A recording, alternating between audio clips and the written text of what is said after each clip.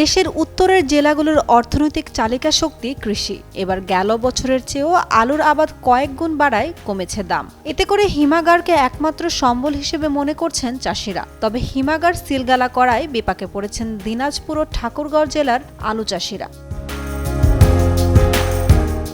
চলতি মাসের ১৩ ফেব্রুয়ারি হিমাগারে ভাড়া কমানোর দাবিতে সড়ক অবরোধ করলে উপজেলা প্রশাসনের আশ্বাসে অবরোধ তুলে নেয় তারা। কিন্তু সপ্তাহ পেরিয়ে গেলেও সমস্যার সমাধান না হওয়ায় রোববার বেলা ১১টার দিকে পৌর শহরের বিজয় চত্বরে মানববন্ধন শেষে আলু ফেলে সড়ক অবরোধ করেন কৃষকরা। আমরা আলু তুলিছি, আলু কোলেস্টেরল নেয় না, আর তো কিনেও না। আমরা কোলেস্টেরল দিতে চাই, কোলেস্টেরল বন্ধ।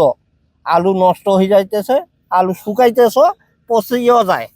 আমরা তো ৫ টাকা কেজি হলেও আমরা বিক্রি করতে পারি না। আলু কোলেস্ট্রল বন্ধ হয়েছে, এটা নিয়ে তো অবশ্যই আমরা সমস্যায় পড়ছি।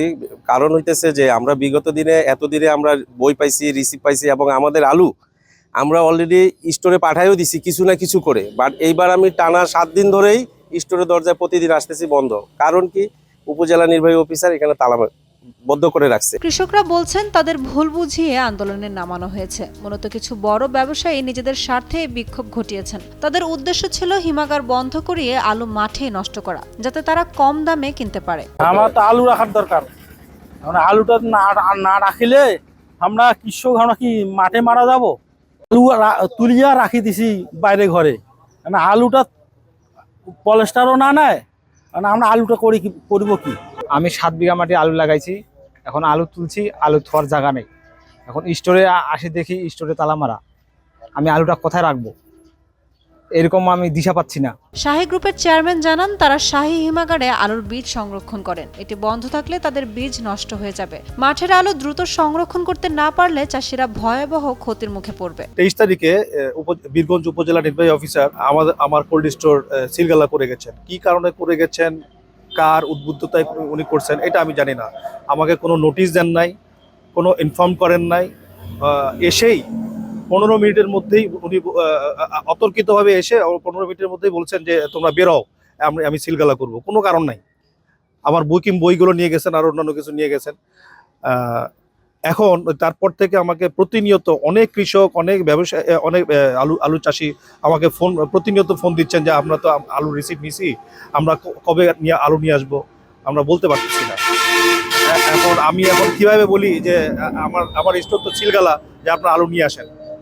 আমি তো এটাও জানি না যে কেন সিলগালা করা হলো। বীরগঞ্জ উপজেলা নির্বাহী কর্মকর্তা জানান, কি কারণে হিমাগার সিলগালা করা হয়েছে উপজেলা প্রশাসনের পক্ষ থেকে সে ধরনের কোনো তথ্য দেওয়া হয়নি। হিমাগারে কোনো অবৈধ জিনিস ছিল না যে সিলগালা করতে হবে।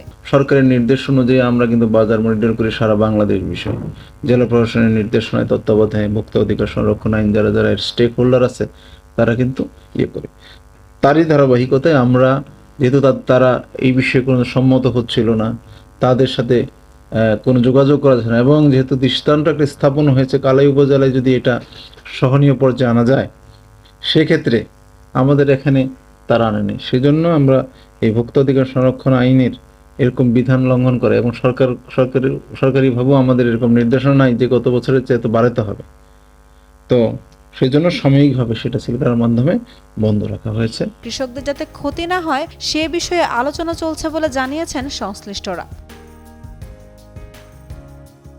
আরিফ হাসানের পাঠানো তথ্যচিত্রে ডেস্ক রিপোর্ট। উর্মি আক্তার, সোমা, কালের কণ্ঠ।